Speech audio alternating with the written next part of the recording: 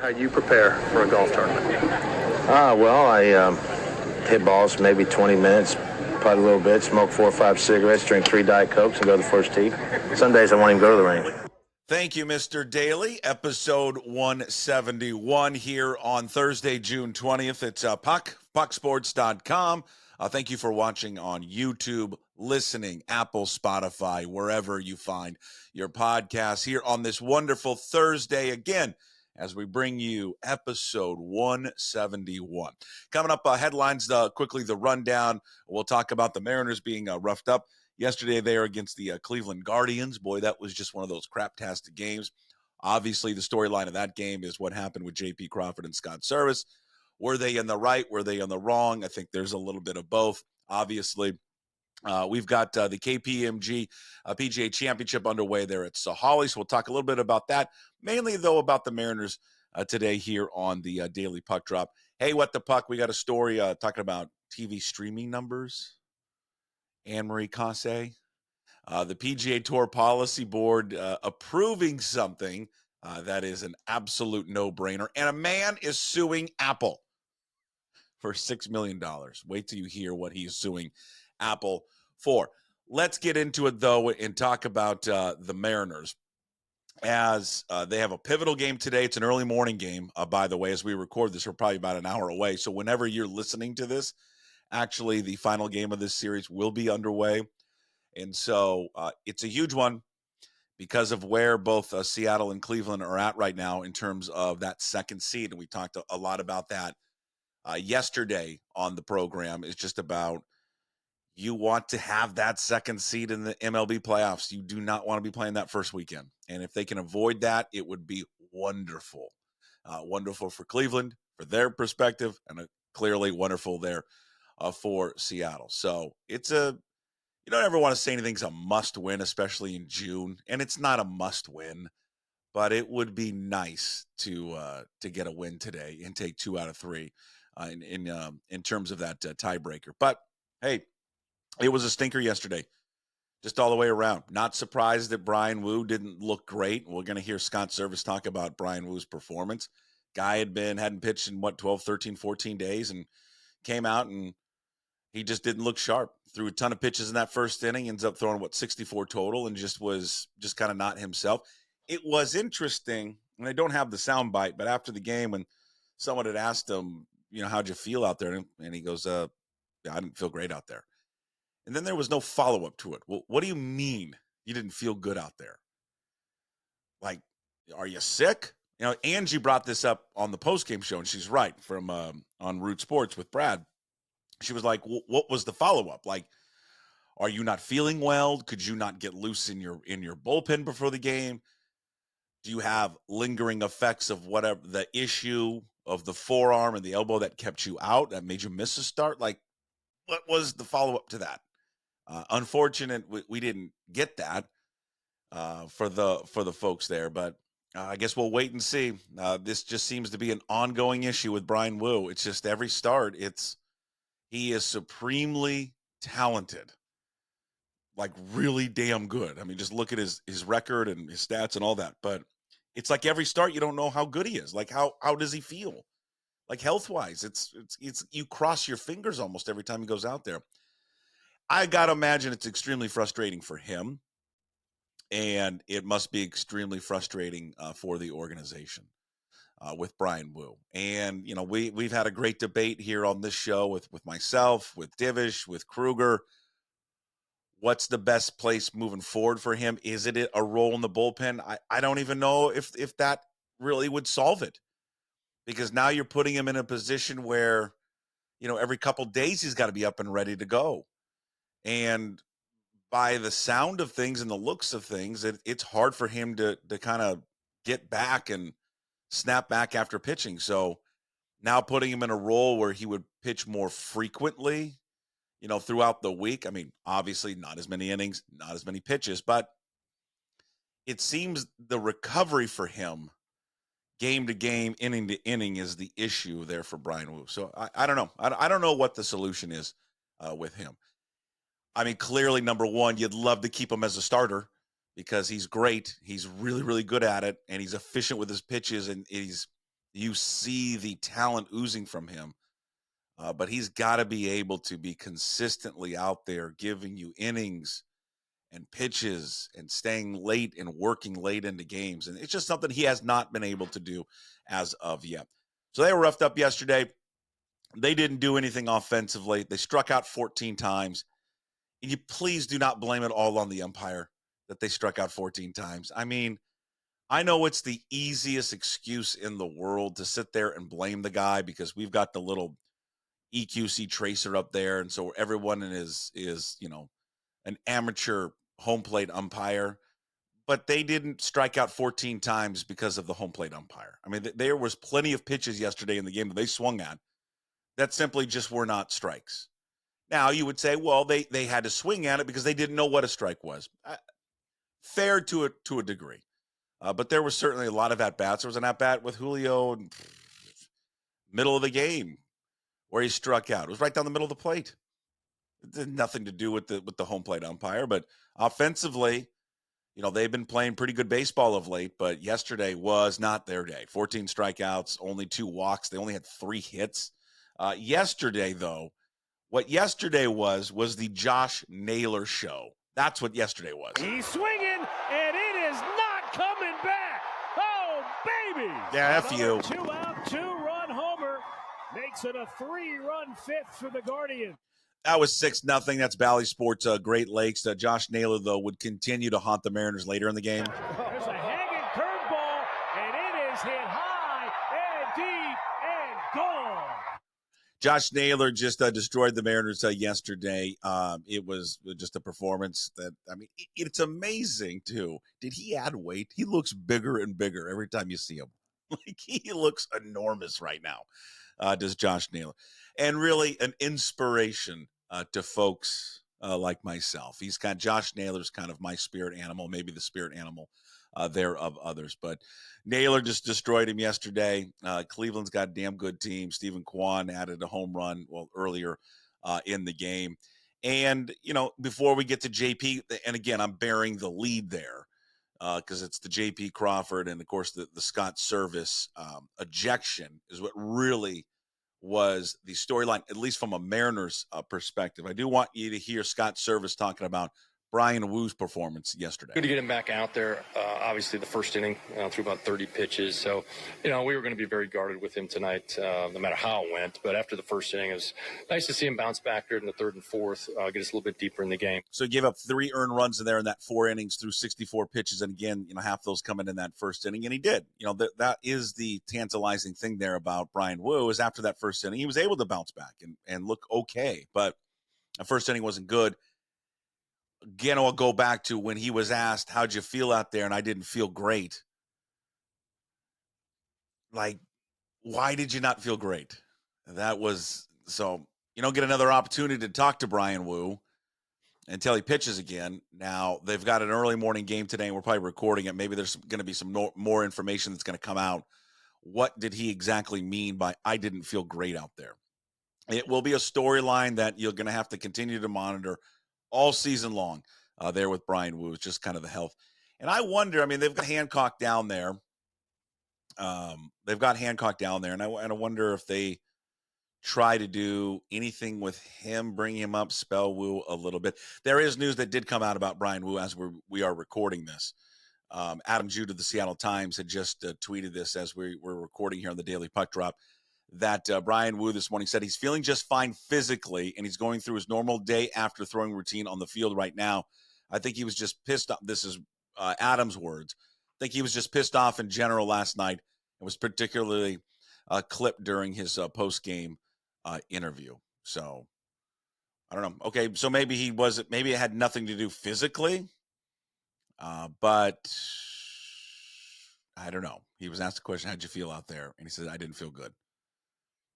So maybe something changed. Maybe he was just talking about his mental game, but he could have also been talking about something physical yesterday. As we said repeatedly, just watch it, and monitor Bryan Wood moving forward in every one of these games. All right, let's finally get to the whole JP Crawford thing and Scott Servas. Was JP right and Scott Servas right to be so upset about the home plate umpire yesterday. Well, first inning for sure. Absolutely the first inning. And it immediately pissed them off. I mean, the first pitch, he was already complaining about it. And, it's never a good sign when the very first pitch comes across the plate and you're already like, oh my God, really? That first and those third pitches in that inning, which simply just were not strikes. Now he swung at the third pitch, or what ended up being the third strike. That was not a strike, but I understand Crawford's point there. Is like, hey man, you're calling the two other pitches that you called were off the plate. I got 2 strikes on me. I gotta battle. I gotta fight this one off. So even though I don't think this is a strike, I'm still going to swing at it, and he struck out. But again, he probably felt he had to swing at that. Well, not probably, he did, because of the 2 previous strikes that were called. Third inning, there was nothing to complain about. 0. So if he wants to say it was a compilation of everything, there was 0 debate in the third inning. Now you can go. I took a screenshot of all 3 at bats and put it up on X at Puck 2040, and you go check it out from the MLB.com website. And you see it for yourself. First inning, I get it. And then the fifth inning is last before he got tossed. I get that, but not the middle one. There was nothing to complain about. All those strikes were in the zone. But again, then the fifth inning, for sure, he was probably justified in that fifth inning, which it was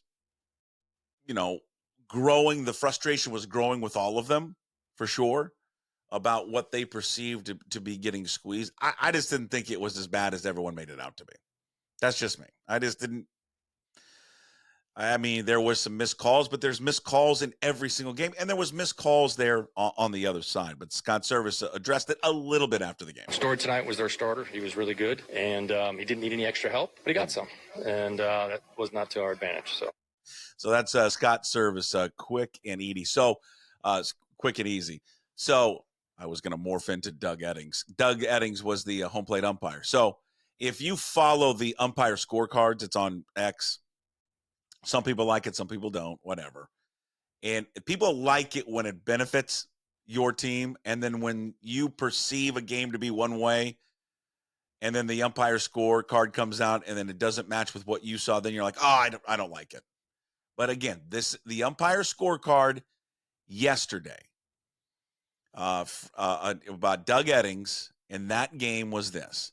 Overall accuracy, 95%. Overall consistency, he was at 95%. They said the impactful missed calls, according to umpire scorecards, was this. Top of the fourth inning, BB to Julio. There was a runner on second. It was a 0-0 count. Ball called to strike. Bottom of the first inning, Wood to Fry. 1 out, runners on first and third, 0-0 count. Ball is called a strike. Okay, so it benefited Seattle there. Top of the third inning, the third one was the top of the first inning, was the BB to Crawford. 0 outs, bases empty, 0-0 count. Ball is called a strike. So that's the first one. That's the one they're saying. Called ball accuracy, according to the umpire scorecard, 98%. Said 2 of the 81 called balls were true strikes. Called strike accuracy was at 90%. Said 5 of the 52 called strikes were true balls. Again, that's umpire scorecards. If you don't think that's legit, fine. I think there were missed calls. Clearly, that first inning, they butchered the first 2. And I get how JP was upset about it. Because it's like right out of the gate, we know we're facing a pretty good pitcher, and then you're calling that. I don't think it was as bad as everyone, fans too, but also the team was making it out to be. I think they allowed their frustration in that first inning to carry over. And again, by their team leader, and it just kind of permeated throughout the entire dugout, and it just, anything that they perceived, anything that was on the edge that they didn't get, it was like, well they've got it, they're out for us today. I think that first inning kind of took them out of the game, to be honest with you. How upset they were and how upset JP was immediately. And stuff like that can't happen. I mean, I know it's easy for me to sit there and say that. I get it. I'm not in the arena like those guys are. Clearly, look at me. Why would I be? And it's an emotional game, but yeah, I think the frustration early on from Crawford kind of affected the way that they played the rest of the game. Certainly wasn't the factor why they struck out 14 times. They've struck out 14 times plenty of games this year. The Bet M's under summer tour continues. The total was 7.5 yesterday, and the M's lost 8-0. Son of a guns! Come on, man. They're with the bet now is 22, 23, and 2 on the season. We mentioned it's an early game today. Luis Castillo against lefty Logan Allen. Total was 8.5 today. So you know what to do. Take the under of the 8.5 runs. KPMG PGA Championship is today. It's the Holly. The ladies are teeing it up at just a tremendous track. Is Sahali Golf and Country Club. It's just wonderful. TV, you're not going to get TV for a while, which I don't understand it because it's going on right now. I don't know why we can't start watching it now. It will be on Peacock starting at 1 o'clock, 1 to 3. It's going to switch over to the Golf Channel at 3 o'clock today, 3 to 7. So you couldn't have asked how blessed they got for the weather.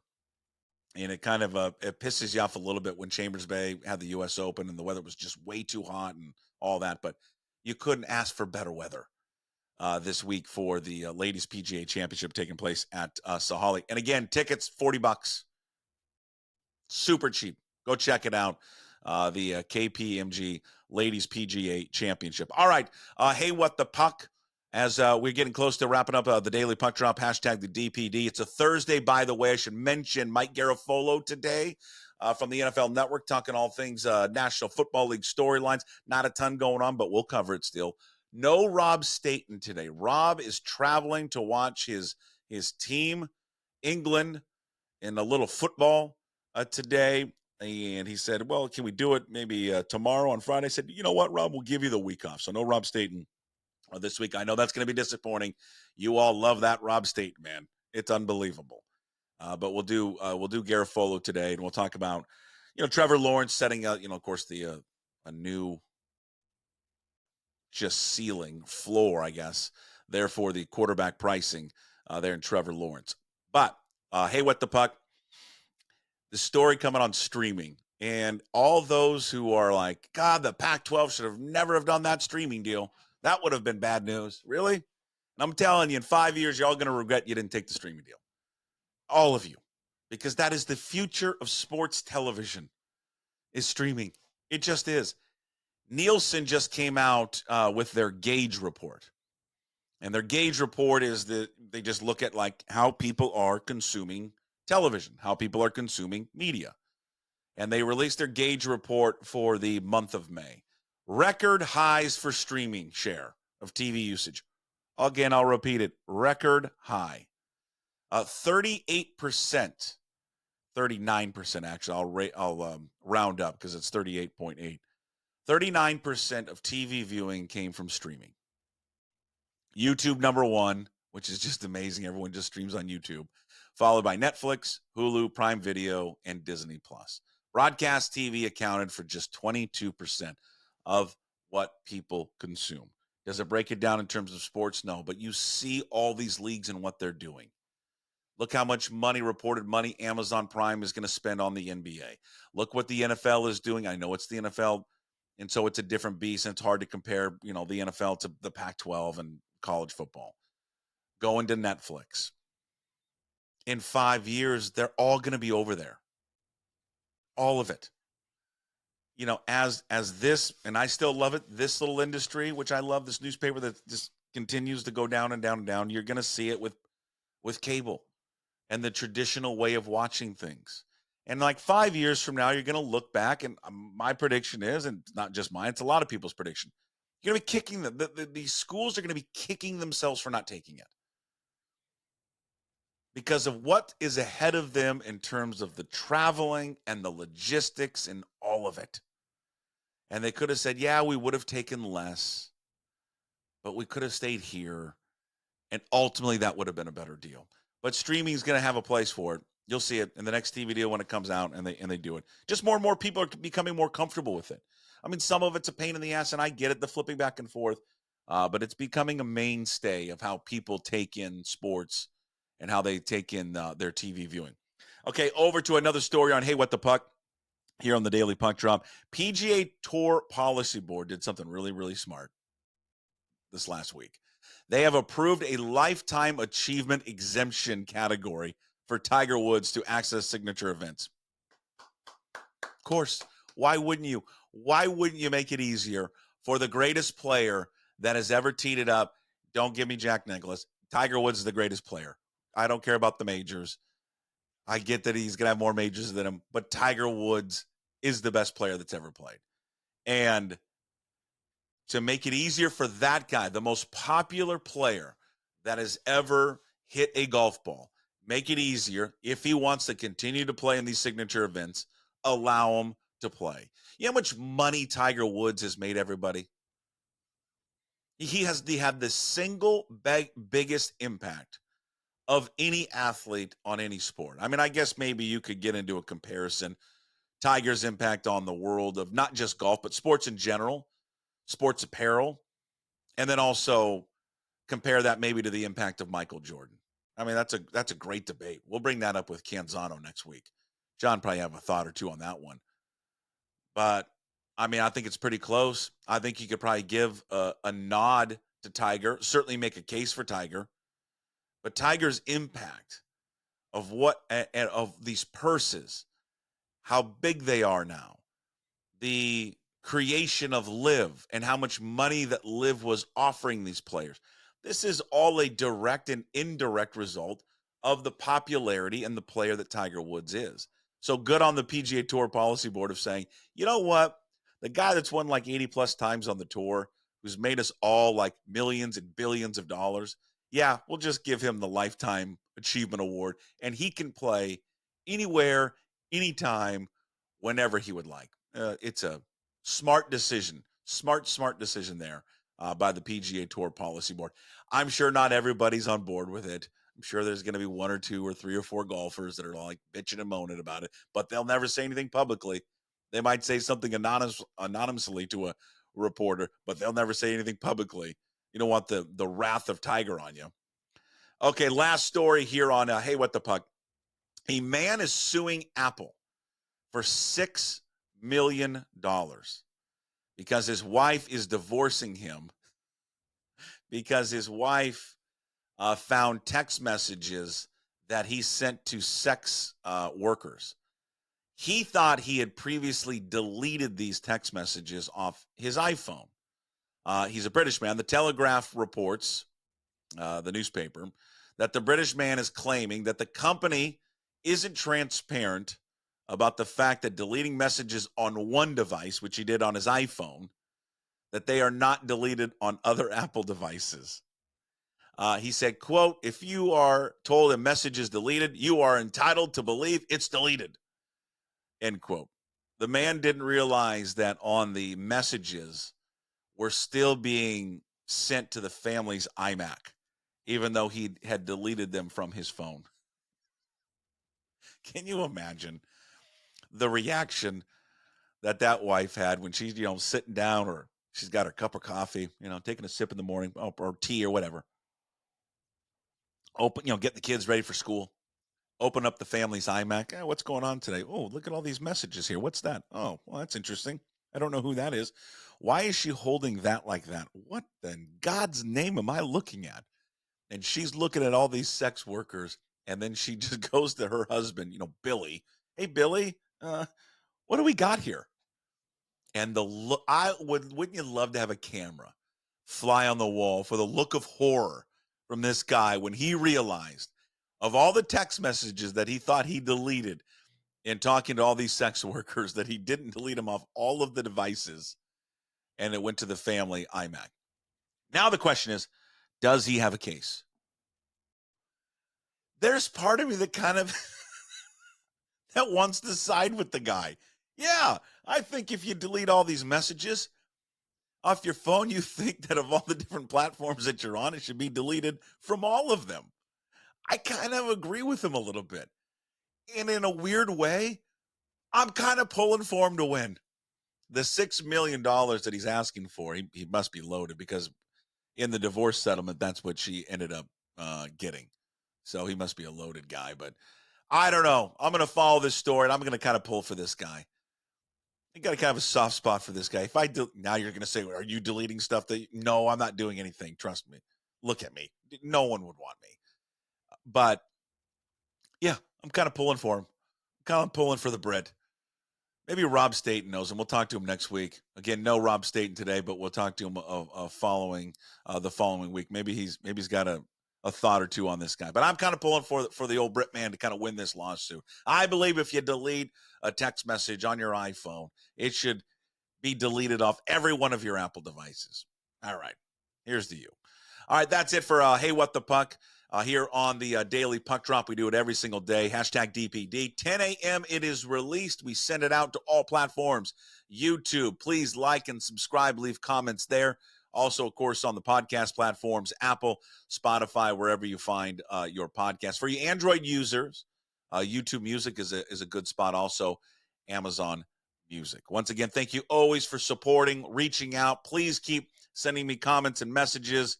You can always do so through the website at pucksports.com. Up on the right-hand corner of pucksports.com, there's a contact tab. You can just send me a message there, or just a quick email now, puck@pucksports.com. Always reach out on YouTube as well. Leave a comment on all of our videos, and I'll respond to as many as I possibly can. And keep listening, keep watching, keep supporting, keep liking, keep downloading, and keep subscribing to all of the platforms. We appreciate all the support as always. Mike Garafolo, NFL Network, coming up later today, brought to you by Hartley & Hartley Insurance. Also, Zogs on Fox Island. We'll talk all things NFL with Garafolo coming up a little bit later today. Be on the lookout when we drop that.